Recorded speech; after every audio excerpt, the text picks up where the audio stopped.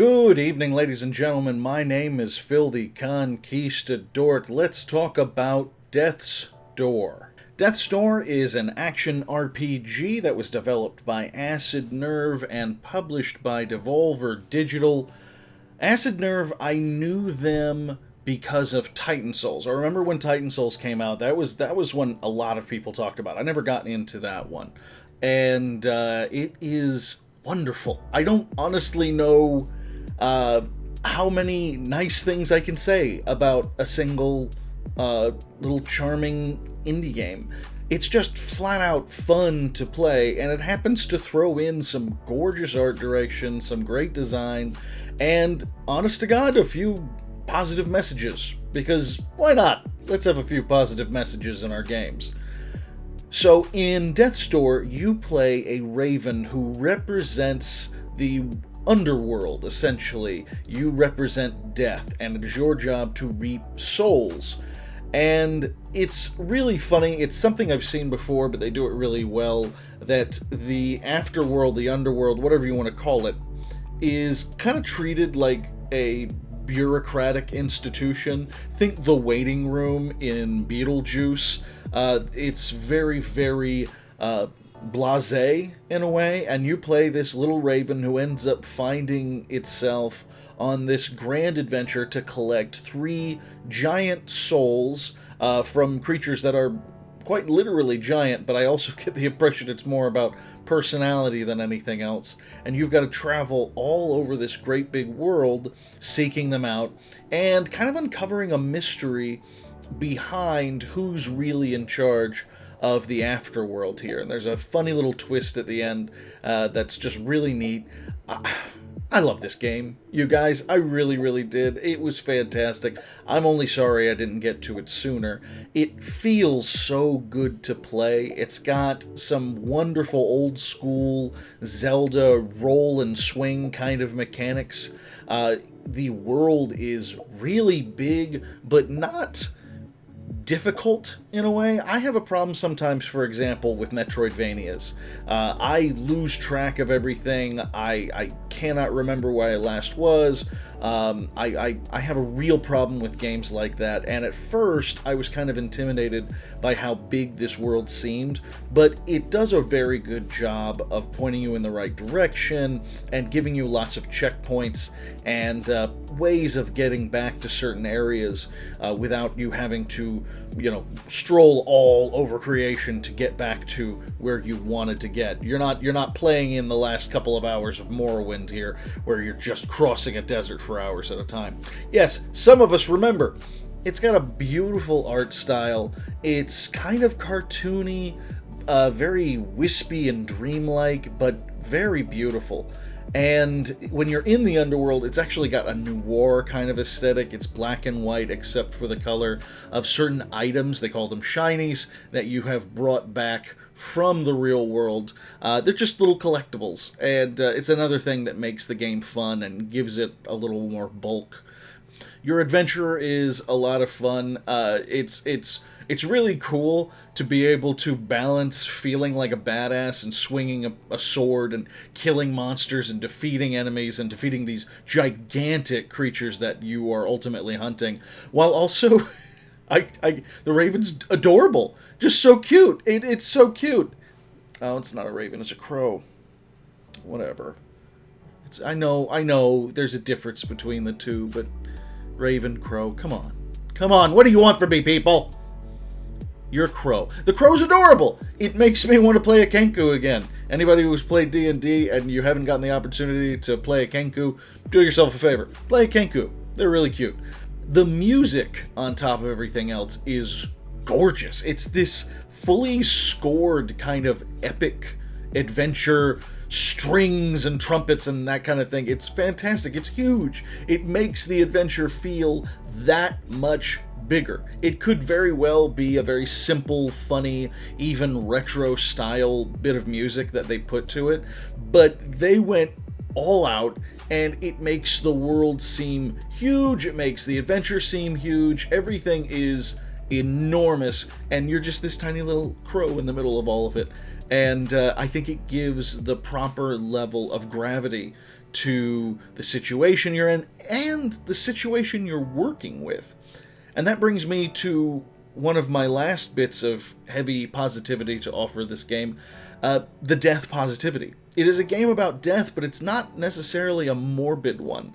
There is a moment for every boss that you defeat where someone eulogizes that boss, and they don't excuse the bad things that perhaps the monster you fought did, but it always recognizes that this was a person who lived, and now they're gone, and we're going to remember that for a minute. And I don't think I've ever seen that in a game. That's really, really interesting. It's a very interesting choice, and it goes in with everything else in the game. The idea of death being just a natural part of the world, a natural part of life. There's one character near the end of the game who actually says, I wish I could tell people that death isn't scary. It's just a natural part of the world. And that's a really solid message. It's one that I have seen other games attempt and not necessarily do so well with. There's a lot of sincerity here in this game and in the message behind the game, but it also isn't the most important thing about the game. They don't stop to remind you, now death is just a part of life every 5 minutes. They let you play the damn game. It's a fun game, first and foremost. It just happens to have a very interesting and thoughtful message behind all of it in the end. And that's great. It's a wonderful balance. If there was anything negative I had to say about this game, I think it's just that sometimes certain stages and bosses are particularly hard, but that has nothing to, that's the whole point. That's the whole point of the game. You know, you will want to throw your controller across the room sometimes over how difficult certain bosses or certain puzzles or things like that can be. And that's actually part of the game. So I can't even really classify that as a negative. Not really. It's kind of unfair. Because the fact of the matter is, I beat the game.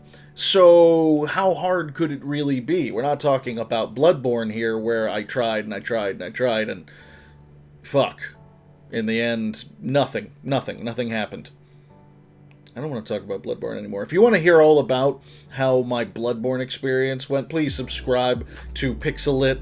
Me and Kevin read through the full run of Bloodborne graphic novels. Half of them were really good and half of them were garbage. And then we discussed the game itself with a special guest. So check it out, and you will hear all of my concerns with playing Bloodborne. Anyway, long story short, I'm not always great at games that pride themselves on being too difficult, and this isn't one of them. It had a lot of moments that were pretty challenging, but I don't see any way I would have changed it. Not really.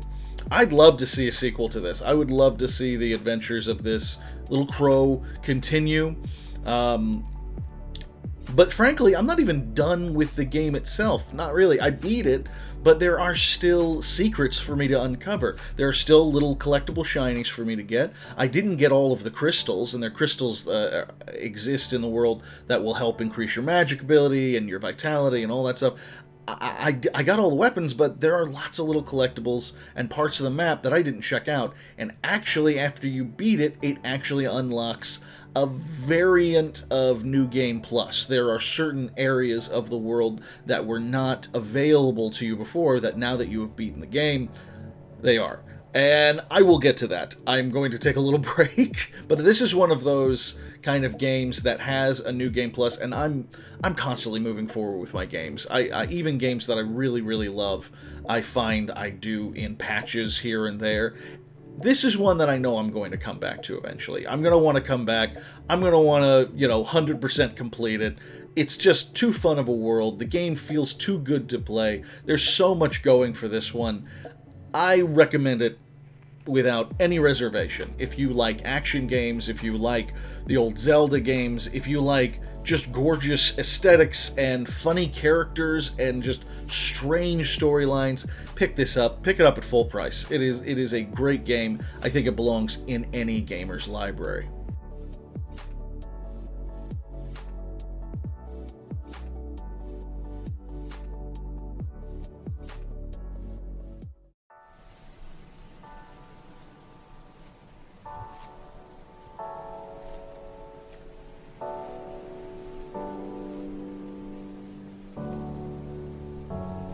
So he's looking for Bubble Man, whose shtick is that in each sentence, every other word is a blorble or gurgle. Or, because, I would think he would be the only person who didn't talk that way if his whole shtick was he lived underwater. You think he would be adapted to communicating underwater if he's supposed to be an underwater robot.